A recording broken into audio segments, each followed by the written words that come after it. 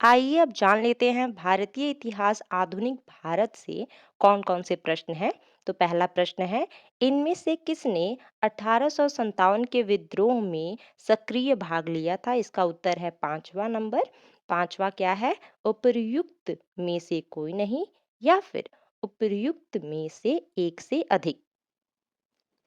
चलिए अब जान लेते हैं कि नाना साहेब, बेगम हजरत महल और मौलवी अहमदुल्ला, ये तीनों ही करेक्ट आंसर हैं। इसके साथ ही साथ हम लोग और भी लोगों के नाम जान लेते हैं जो कि अगर ऑप्शंस में होते, मान लीजिए ये तीनों ना होकर सिर्फ वही एक होते, तो इसीलिए हम समझ लेते हैं कि वो और कौन से लोग थे जिन्होंने सक्रिय तौर पे भाग लिया था 1857 के विद्रोह में। ठीक है, तो कानपुर से कौन थे? नाना साहिब, तांतिया टोपे और अजीमुल्ला खान।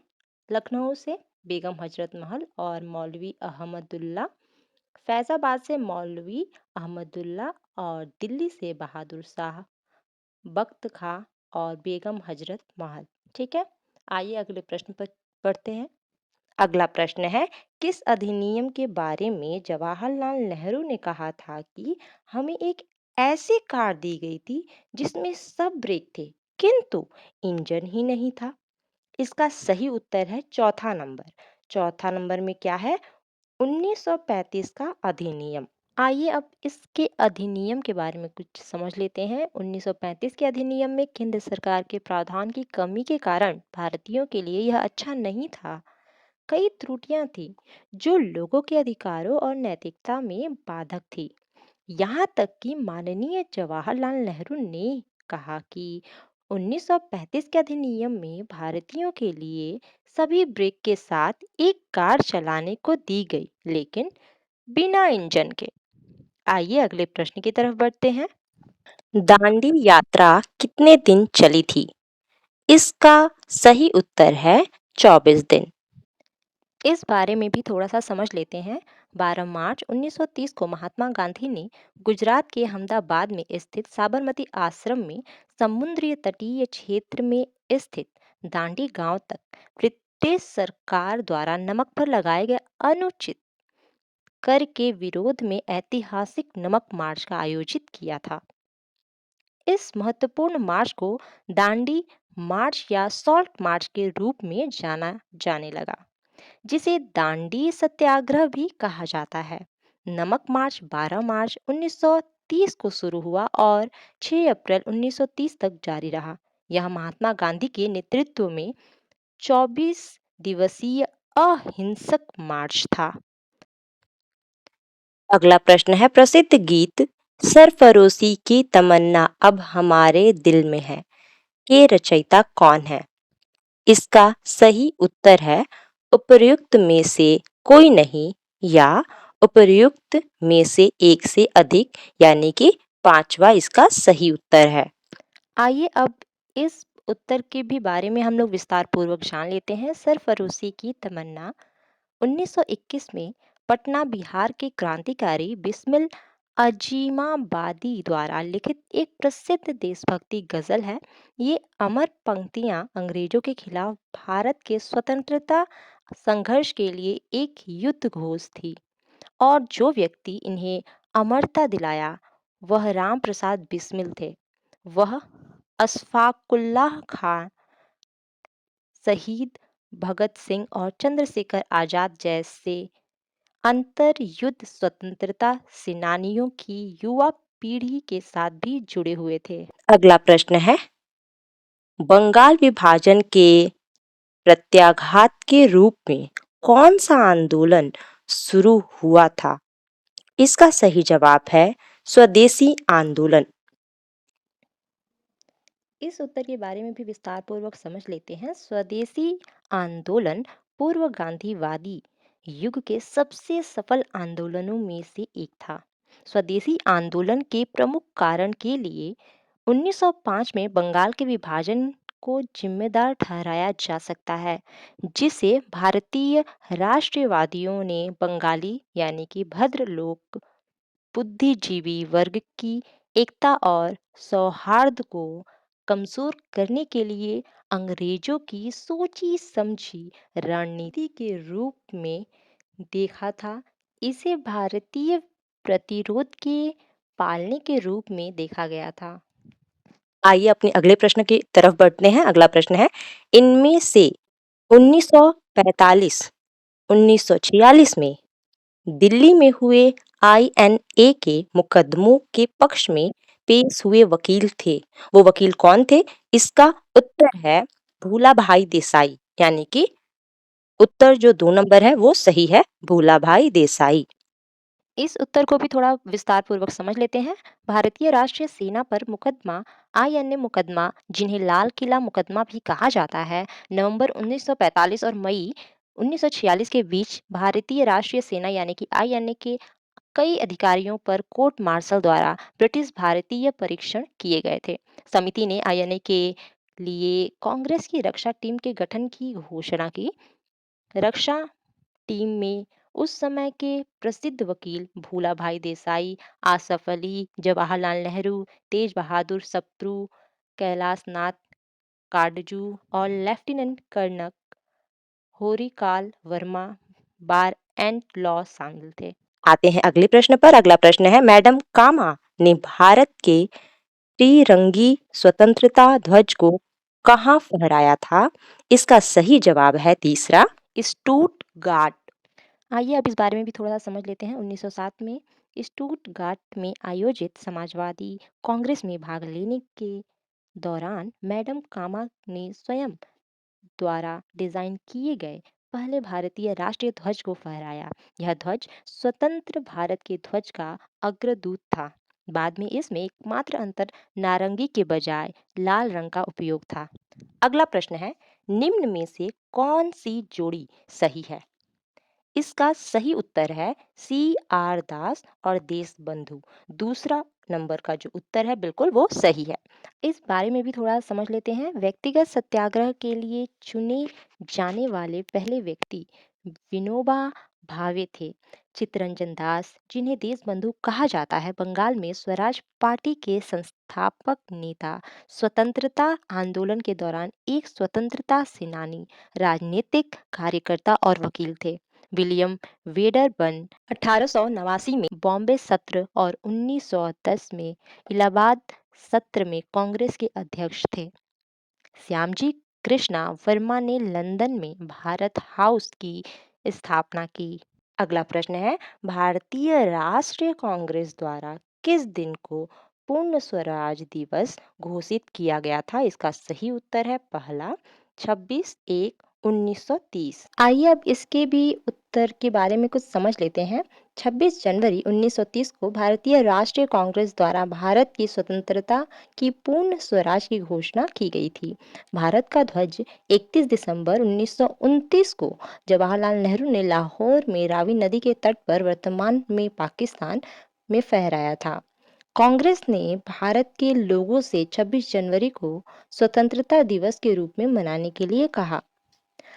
अब आइए अपने अगले प्रश्न की तरफ बढ़ते हैं। अगला हमारा प्रश्न है, बंगाल में द्विशासन प्रणाली किसके द्वारा लागू की गई? इसका सही जवाब है तीसरा रॉबर्ट क्लाइव। इसके बारे में थोड़ा समझ लेते हैं। 1765 में बंगाल में रॉबर्ट क्लाइव द्वारा दोहरी सरकार की शुरुआत की गई थी और इसे 1772 तक लागू किया गया था। वॉरेन हेस्टिंग ने दोहरी प्रणाली को समाप्त कर दिया, जिसे रॉबर्ट क्लाइव ने स्थापित किया था। ठीक है, आते हैं। अगला प्रश्न है हमारा, इनमें से किसने 1893 में शिकागो में आयोजित धर्म संसद में भाग लिया? इसका सही जवाब है स्वामी विवेकानंद।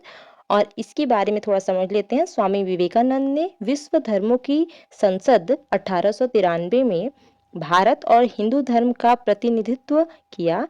यह धर्मों की पहली विश्व संसद थी और इसे 1 से 27 सितंबर 1893 तक आयोजित किया गया था। दुनिया भर के धर्म दुनिया भर के धर्मों के प्रतिनिधि इस संसद में शामिल हुए। हमारा अगला प्रश्न है, 1923 में स्वराज पार्टी का गठन किसने किया? इसका सही उत्तर है सी आर दास एवं मोतीलाल नेहरू। आइए इस बारे में समझ लेते हैं। चौरा-चौरी की घटना के बाद महात्मा गांधी ने 1922 में असहयोग आंदोलन वापस ले लिया। कांग्रेस पार्टी ने कांग्रेस पार्टी के नेताओं के बीच इसे लेकर बहुत असहमति हुई, जबकि कुछ कांग्रेसी असहयोग जारी रखना चाहते थे। अन्य लोग विधायिका के बहिष्कार को समाप्त करना चाहते थे और चुनाव लड़ना चाहते थे। इनको नो चेंजर कहा जाता था। और ऐसे नेताओं में राजेंद्र प्रसाद, सरदार वल्लभ भाई पटेल, सी राजगोपालाचारी आदि शामिल थे। जो अन्य लोग विधान परिषद में प्रवेश करना चाहते थे और ब्रिटिश सरकार को भीतर से बाधित करना चाहते थे, उन्हें समर्थक परिवर्तक कहा जाता था। इन नेताओं में सी आर दास, मोतीलाल नेहरू, श्रीनिवास आयंगर आदि शामिल थे। 1922 में कांग्रेस के गया सत्र में सी आर दास, जो सत्र की अध्यक्षता कर रहे थे, ने विधानसभाओं में प्रवेश करने का प्रस्ताव रखा, लेकिन वह हार गए।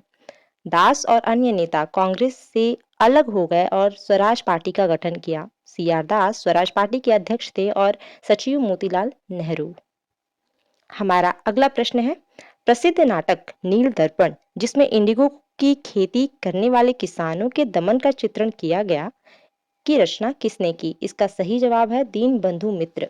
इस इस बारे में भी थोड़ा विस्तार पूर्वक समझ लेते हैं। नील दर्पण ये एक बंगाली नाटक है जो 1858 से 1859 में दीनबंधु मित्र द्वारा लिखा गया था और 1860 में ढाका में प्रकाशित हुआ था।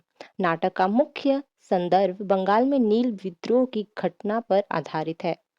इस नाटक का अंग्रेजी अनुवाद माइकल मधुसूदन दत्ता ने किया और इसका प्रकाशन रेवरेंड जेम्स लॉन्ग ने किया। हमारा अगला प्रश्न है, 1760 का प्रसिद्ध वांडीवास का युद्ध अंग्रेजों द्वारा किसके खिलाफ लड़ा गया? इसका सही जवाब है फ्रांसीसी। और इस बारे में थोड़ा विस्तार पूर्वक समझ लेते हैं।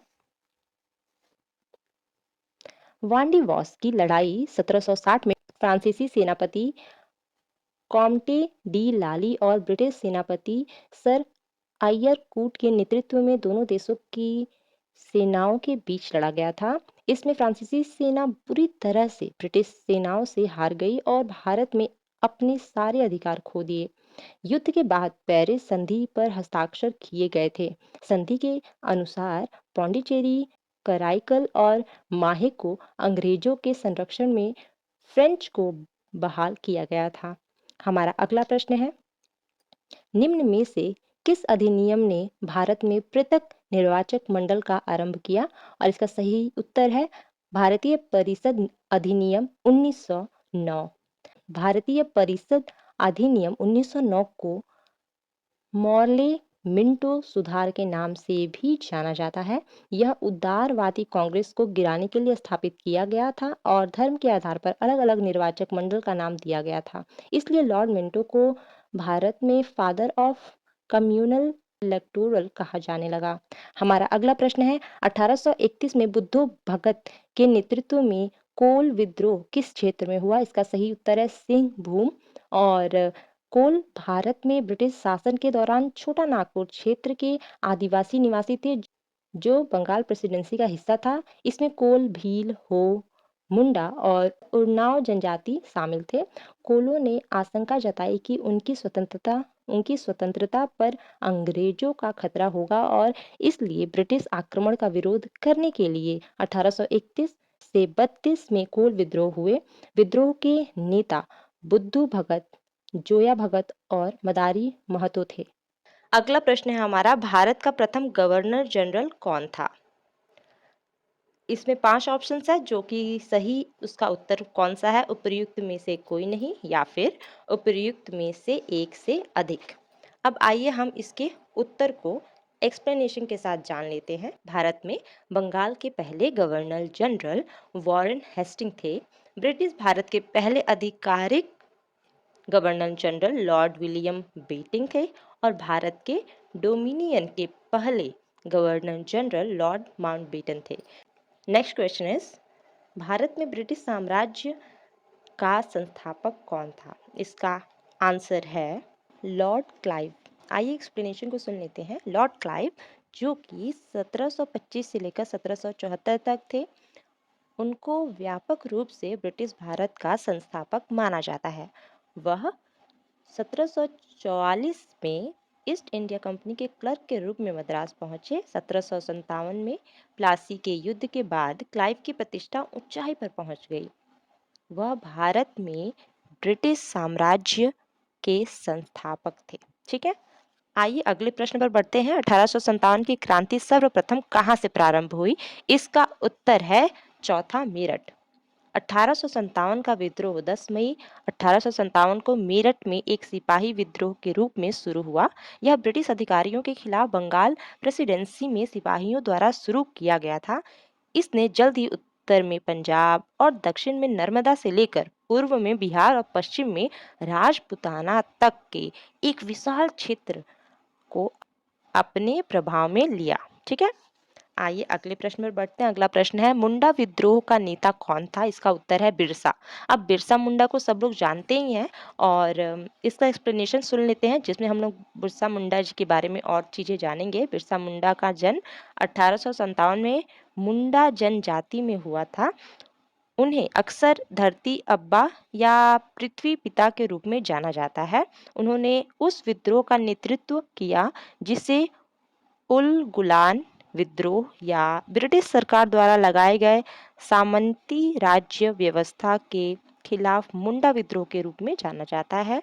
उन्होंने जनता को जागृत किया और जमींदारों के साथ साथ अंग्रेजों के खिलाफ विद्रोह के बीज बोए। आइए अगले प्रश्न की तरफ बढ़ते हैं। अगला प्रश्न है, आर्य समाज की स्थापना किसने की? बहुत ही इजी क्वेश्चन है, दयानंद सरस्वती जी ने। और इसका एक्सप्लेनेशन क्या है? आर्य समाज की स्थापना महर्षि दयानंद सरस्वती जी ने 10 अप्रैल 1875 को की थी। मूल शंकर तिवारी के रूप में जन्मे दयानंद हिंदू धर्म के एक महान सुधारक थे। इस सुधार आंदोलन के माध्यम से उन्होंने एक ईश्वर पर जोर दिया और मूर्ति पूजा को अस्वीकार कर दिया। उन्होंने हिंदू धर्म में पुजारियों की वर्चस्व की स्थिति के खिलाफ भी वकालत की। अगला प्रश्न है, प्रथम भारत रत्न प्राप्त करने वाले कौन थे? इसका सही जवाब है एस राधाकृष्णन। और इसका एक्सप्लेनेशन है, प्रथम भारत रत्न 1954 में सर्वपल्ली राधाकृष्णन, सर सीवी रमन और चक्रवर्ती राजगोपालाचारी को प्रदान किया गया था। सर्वपल्ली राधाकृष्णन एक भारतीय दार्शनिक, अकादमिक और राजनेता थे, जिन्होंने भारत के पहले उपराष्ट्रपति 1952 से लेकर 1962 तक और भारत के दूसरे राष्ट्रपति 1962 से लेकर 1967 तक के रूप में कार्य किया। अगला प्रश्न है हमारा, भारतीय राष्ट्रीय कांग्रेस के द्वितीय मुस्लिम अध्यक्ष कौन थे? इसका सही उत्तर है रहीमतुल्ला मोहम्मद सयानी। 1896 में रहीमतुल्ला एम सयानी 1887 में बदरुद्दीन तैयब जी के बाद भारतीय राष्ट्रीय कांग्रेस के अध्यक्ष के रूप में सेवा करने वाले दूसरे मुस्लिम थे। अगला प्रश्न है हमारा, सन 1902 ईस्वी में लॉर्ड कर्जन ने 2 भारतीय सदस्यों को सम्मिलित करते हुए एक विश्वविद्यालय आयोग गठित किया। वे कौन थे? इसका आंसर है सैयद हुसैन बिलग्रामी और न्यायमूर्ति गुरुदास बनर्जी। लॉर्ड कर्जन ने सर थॉमस रैले के तहत रैले कमीशन की नियुक्ति की। रैले आयोग में केवल एक भारतीय सदस्य सैयद हुसैन बिलग्रामी थे, लेकिन जब हिंदुओं ने इस बारे में विरोध किया तो न्यायमूर्ति गुरुदास बनर्जी को कलकत्ता के उच्च न्यायालय से बुलाया गया और सदस्य बनाया गया। आइए अगले प्रश्न की तरफ बढ़ते हैं। प्रश्न है, कुंवर सिंह जगदीशपुर में कब प्रविष्ट हुए? इसका सही जवाब है 23 अप्रैल 1858 ईस्वी। 23 अप्रैल को कुंवर सिंह को कप्तान ले ग्रांड के नेतृत्व वाली सेना के विरुद्ध जगदीशपुर के पास जीत मिली थी। 26 अप्रैल 1858 को उनका गांव में निधन हो गया। हमारा अगला प्रश्न है, पूना सार्वजनिक सभा की स्थापना की थी। अब आपको ये बताना है किसने की थी। इसका सही उत्तर है 1870 ईस्वी में महादेव गोविंद रानाडे ने। 2 अप्रैल 1870 को पूना सार्वजनिक सभा की स्थापना हुई। इसके संस्थापक सदस्य महादेव गोविंद रानाडे, एस.एच. चिपलूनकर, गणेश वासुदेव जोशी थे। हमारा अगला प्रश्न है, भारतीय राष्ट्रीय कांग्रेस के द्वितीय सम्मेलन में कितने मुस्लिम प्रतिनिधियों ने भाग लिया था? इसका सही उत्तर है पांचवा, उपर्युक्त में से कोई नहीं, उपर्युक्त में से एक से अधिक। 1886 में कलकत्ता में दादा भाई नारोजी की अध्यक्षता में हुई दूसरी आईएनसी बैठक में उपस्थित मुस्लिम प्रतिनिधियों की सूची निर्दिष्ट नहीं है। चंपारण आंदोलन मुख्यतः किसके विरोध में था? इसका उत्तर है नगदी फसल। महात्मा गांधी से प्रेरित पहला सत्याग्रह आंदोलन वर्ष 1917 में बिहार के चंपारण जिले में हुआ था। चंपारण बिहार राज्य का एक जिला है जहां हजारों भूमिहीन सेवारत गिरमिटिया मजदूर और गरीब किसान खाद्य फसलों की बजाय नील और अन्य नगदी फसलों को उगाने के लिए मजबूर थे, जो उनके अस्तित्व के लिए आवश्यक था। अगला प्रश्न है 1904 ईस्वी में देवघर में गोल्डन लीग की स्थापना ब्रिटिश का बहिष्कार और स्वदेशी आंदोलन की प्रगति के लिए की गई। इसका उत्तर है पंजाब में। 1904 में द गोल्डन लीग की स्थापना देवघर में अंग्रेजों के बहिष्कार और बिहार में स्वदेशी आंदोलन को आगे बढ़ाने के उद्देश्य से की गई थी। हमारा अगला प्रश्न है 1885 ईस्वी में डब्ल्यू.सी. बनर्जी द्वारा इंगित भारतीय राष्ट्रीय कांग्रेस के निम्न उद्देश्यों में से कौन सा नहीं था? इसका सही उत्तर है शिक्षित वर्ग की पूर्ण सम्मति से महत्वपूर्ण और आवश्यक सामाजिक विषयों पर विचार प्रकट करना। शिक्षित वर्ग की उचित सहमति के साथ आवश्यक सामाजिक मुद्दों पर दृष्टिकोण को व्यक्त करना भारतीय राष्ट्रीय कांग्रेस का उद्देश्य नहीं था, जैसा कि डब्ल्यू.सी. बनर्जी ने 1885 में कहा था। आइए अगले प्रश्न की तरफ बढ़ते हैं। हमारा अगला प्रश्न है सन 1906 ईस्वी में लंदन में अभिनव भारत सोसाइटी की स्थापना किसने की थी? इसका उत्तर है विनायक दामोदर सावरकर। भारत में ब्रिटिश शासन को समाप्त करने के लिए एक गुप्त क्रांतिकारी समाज अभिनव भारत की स्थापना वी.डी. सावरकर ने 1906 में लंदन में की थी। समाज के दो लक्ष्य थे, यूरोप और उत्तरी अमेरिका में प्रचार के माध्यम से राष्ट्रवादी क्रांति के पक्ष में एक भारतीय जनमत तैयार करना और इस तरह की क्रांति को अंजाम देने के लिए धन, ज्ञान और आपूर्ति जुटाना। इसने भारतीय सदस्यों के लिए आत्मबल के कार्यों पर जोर दिया। हमारे अगले प्रश्न की तरफ बढ़ते हैं। भारत छोड़ो आंदोलन के दौरान बकरी का टापू में अखिल भारतीय आजाद दस्ता का गठन किया था। अब ये किसने किया था ये बताना है आपको। जयप्रकाश नारायण ने। जयप्रकाश नारायण बिहार में एक बहुत सक्रिय नेता थे, जहां उन्होंने नेपाल के इलाके में आजाद दस्ता का गठन किया और भारत छोड़ो आंदोलन के दौरान उन्हें ब्रिटिश सेना से लड़ने के लिए गुर्रिल्ला युद्ध में प्रशिक्षित किया। अगला प्रश्न है मुस्लिम लीग ने अपना वार्षिक अधिवेशन नियमित रूप से आरंभ किया था। अब ये किस ईस्वी से हुआ था आपको ये बताना है। इसका उत्तर है 1916 ईस्वी से। 1916 में मुस्लिम लीग ने नियमित रूप से अपना वार्षिक सम्मेलन शुरू किया। जब 1906 में मुस्लिम लीग का गठन हुआ था तो यह एक ब्रिटिश समर्थक रुख वाला एक अपेक्षाकृत उदारवादी संगठन था। इसकी स्थापना 30 दिसंबर 1960 को ढाका यानी कि जो बांग्लादेश की राजधानी है में नवाब ख्वाजा सलीमुल्लाह ने की थी। अगला प्रश्न है जर्मनी के समर्थन में काबुल में राजा महेंद्र प्रताप सिंह के नेतृत्व में अंतरिम सरकार का गठन हुआ था। इसका उत्तर है उपर्युक्त में से कोई नहीं या उपर्युक्त में से एक से अधिक। इस बारे में थोड़ा सा समझ लेते हैं। प्रथम विश्व युद्ध के दौरान 1 दिसंबर 1915 को राजा महेंद्र प्रताप ने अफगानिस्तान में काबुल में भारत की पहली अंतरिम सरकार की स्थापना की, जिसमें स्वयं के साथ राष्ट्रपति मौलवी बरकतुल्लाह को प्रधानमंत्री के रूप में और मौलवी अब्दुल्ला सिंधी को गृह मंत्री के रूप में स्वतंत्र हिंदुस्तान के निर्वासन में सरकार के रूप में स्थापित किया गया था। गदर आंदोलन 15 जुलाई 1913 को शुरू हुआ। स्वदेशी आंदोलन 1905, द्वितीय विश्व युद्ध 1939 से 1945, होम रूल आंदोलन 1916 से 1918। हमारा अगला प्रश्न है तेभागा आंदोलन सन 1946 ईस्वी में बंगाल में आरंभ हुआ। इसका उत्तर है किसान सभा के नेतृत्व में। तेभागा आंदोलन 1946 से 47 में किसान सभा भारत की कम्युनिस्ट पार्टी का किसान मोर्चा द्वारा बंगाल में शुरू किया गया महत्वपूर्ण किसान आंदोलन था। यह आंदोलन किसान आंदोलनों में सर्वाधिक सशक्त आंदोलन था, जिसमें किसानों ने फ्लाइट कमीशन की अनुशंसाओं के अनुरूप लगान की दर घटाकर 1/3 करने के लिए संघर्ष शुरू किया था। हमारा अगला प्रश्न है, किसने कहा जब तक यह तीसरी शक्ति अथवा इंग्लैंड यहाँ है, हमारे सांप्रदायिक मतभेद हमें परेशान करते रहेंगे? इसका उत्तर है उपर्युक्त में से कोई नहीं या उपर्युक्त में से एक से अधिक। जब तक यह तीसरी शक्ति यानी इंग्लैंड यहाँ है, हमारे सांप्रदायिक मतभेद हमें परेशान करते रहेंगे, यह बयान महात्मा गांधी ने दिया था। अगला प्रश्न है, 1934 ईस्वी में कांग्रेस सोशलिस्ट पार्टी की स्थापना की गई थी। ये किनके द्वारा की गई थी, आपको ये बताना है। जयप्रकाश नारायण और आचार्य नरेंद्र देव द्वारा। कांग्रेस सोशलिस्ट पार्टी या सीएसपी कांग्रेस के भीतर एक वामपंथी समूह था। इसका गठन आचार्य नरेंद्र देव ने 1934 में किया था। आचार्य नरेंद्र देव इसके अध्यक्ष और जयप्रकाश नारायण ने इस गठन के महासचिव के रूप में कार्य किया था।